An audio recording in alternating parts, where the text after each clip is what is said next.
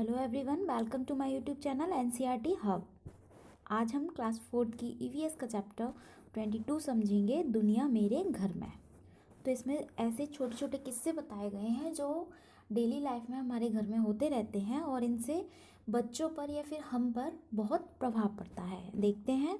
नोक झोंक। रोज की तरह आज फिर मेरिटा के घर में बहस शुरू हो गई। किसके कारण? टीवी के कारण, कि टीवी पर कौन सा प्रोग्राम कौन देखे। जो मेरिटा का भाई था वो क्रिकेट मैच देखना चाहता था, जबकि छोटी सूजन थी जो वो अपने पसंदीदा गाने का प्रोग्राम देखना चाहती थी।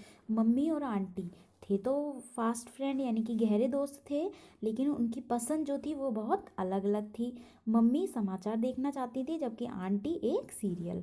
मेरिटा जो थी वो कार्टून देखना चाहती थी और उसके जो डैडी थे वो फुटबॉल मैच देखना चाहते थे, और उनका ये भी कहना था कि वो बस शाम को ही टीवी देख पाते हैं, इसलिए उनको टीवी देखने दिया जाए। आखिर सबको अपने अपने पसंद का प्रोग्राम टीवी पर देखना था, जबकि टीवी जो थी घर में एक ही थी। आखिर सबको फुटबॉल मैच ही देखना पड़ा। सबको यानी कि जो पिताजी फुटबॉल मैच देखना चाहते थे उनकी ही सबको माननी पड़ी और सबको फुटबॉल मैच ही देखना पड़ा। तो ये छोटे छोटे किस्से हैं जो कि होते रहते हैं लाइफ में। बताओ, क्या तुम्हारे घर में भी पंखा, टीवी, समाचार पत्र, कुर्सी या किसी और चीज़ को लेकर झगड़े होते रहते हैं? तो ये नॉर्मल बात है। हर किसी घर में किसी ना किसी चीज़ को लेकर ऐसी छोटी छोटी बातों पर नोकझोंक या छोटे छोटे झगड़े होते रहते हैं। तुम्हारे घर में ऐसे झगड़े कौन सुलझाता है? तो घर में अक्सर कुछ लोग अपने आप ही सुलझा लेते हैं और कुछ मम्मी पापा सुलझाते हैं। अपने घर के ऐसे झगड़ों के बारे में कोई मज़ेदार किस्सा सुनना होती है बच्चे अपने आप सुना सकते हैं।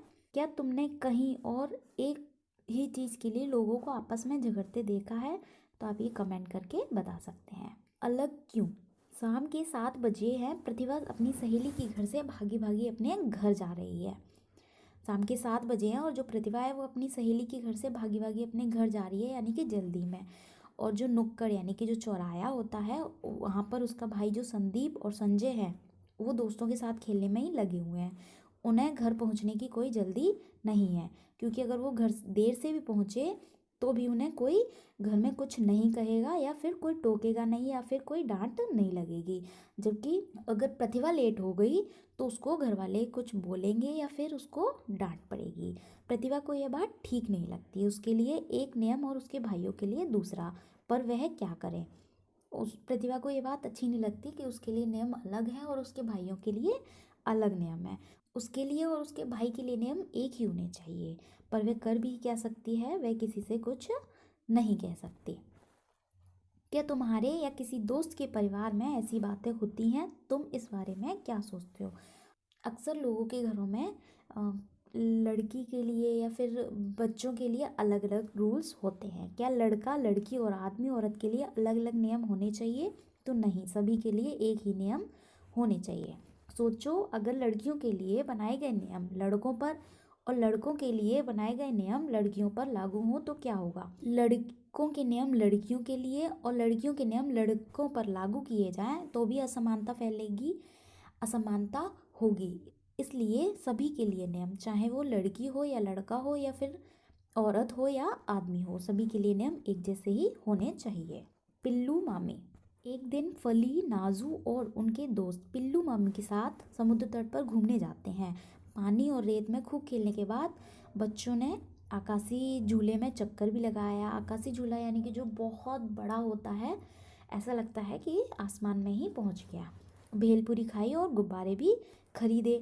बाद में सभी ने मज़े से ठंडी ठंडी कुल्फ़ी भी खाई। अब कुल्फ़ी वाले ने गलती से 7 के बजाय 5 कुल्फ़ी के ही पैसे मांगे। जैसे कि ये सभी लोग हैं, ये कुल्फ़ी वाला है और ये सभी 7 लोग हैं, तो 7 लोगों ने कुल्फ़ी खाई, जबकि कुल्फ़ी वाला क्या है, 5 लोगों के ही कुल्फ़ी के पैसे मांग रहा है।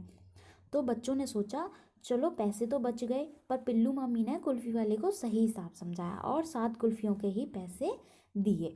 ये कुल्फ़ी वाले से गलती हो रही थी कि वो 7 की जगह पर 5 कुल्फ़ी के पैसे ही मांग रहा था। तो पिल्लू जो मामी थी उसने कुल्फ़ी वाले को सही हिसाब समझाया और जितने पैसे उनके साथ कुल्फ़ियों के पैसे थे उतने ही पैसे दिए।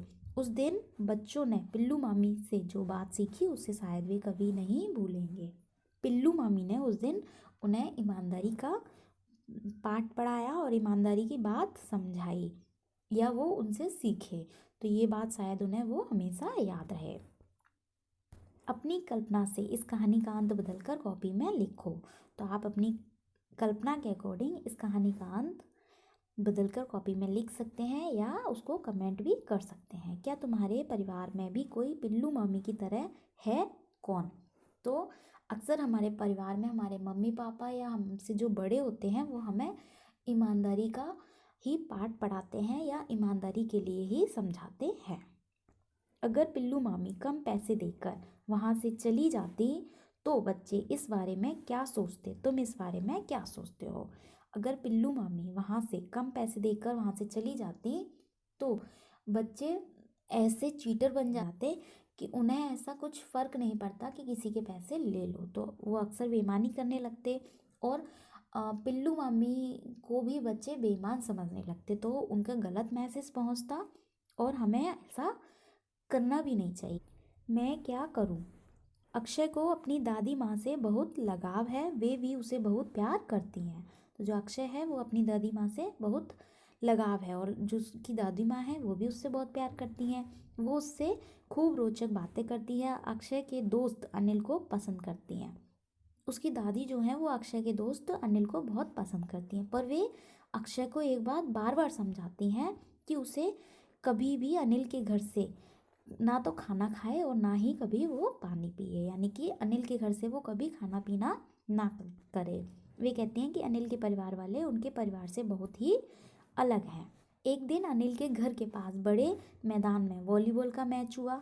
उस दिन बहुत गर्मी थी। मैच के बाद सभी प्यासे और थके थे। अनिल सबको अपने घर ले गया और उसकी माँ ने सभी दोस्तों को पानी भी पिलाया। जब अनिल ने अक्षय के हाथ में पानी का गिलास थमाया तो उसे अचानक अपनी जो दादी थी उनकी चेतावनी याद आ गई कि उन्होंने मना किया था कि अनिल के घर से ना तो खाना खाना है ना ही कुछ पीना है। तो अब हाथ में गिलास लिए अनिल को देखकर अक्षय को समझ में नहीं आ रहा था कि वह क्या करे।